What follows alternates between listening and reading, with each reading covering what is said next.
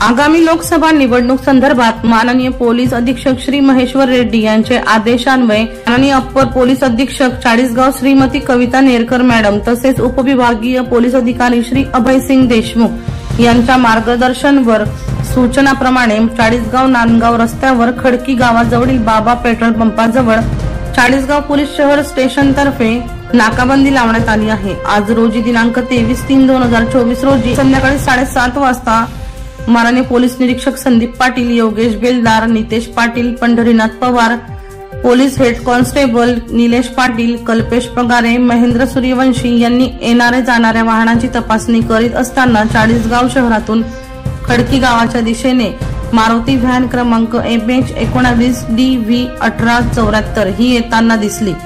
सदर वाहनावर माननीय पोलीस निरीक्षक संदीप पाटील यांना संशय आल्याने वाहन चालका सदरचे वाहन थांबवून पोलीस स्टाफसह चेक केले। त्यात देशी विदेशी दारूच्या व बियरच्या बाटल्या खोक्यात दिसून आल्या।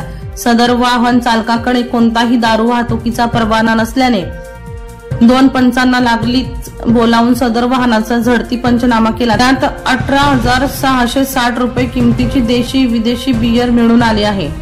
सदर वाहन चालक प्रीतम बाळकृष्ण देशमुख, वय 26 वर्ष, राहणार तडेगाव, तालुका चाळीसगाव, जिल्हा जळगाव यास वाहनासह ताब्यात घेऊन पोलीस स्टेशनला आणून त्याच्यावर महाराष्ट्र दारूबंदी कायदा कलम 65 प्रमाणे गुन्हा दाखल करण्यात आलेला असून सदर कार्यवाही दरम्यान वाहनासह एकूण 5,18,460 रुपये किमतीचा माल जप्त करण्यात आलेला आहे। तन्वीर शेख याचा रिपोर्ट बुलंद पोलीस टाइम्स चाळीसगाव।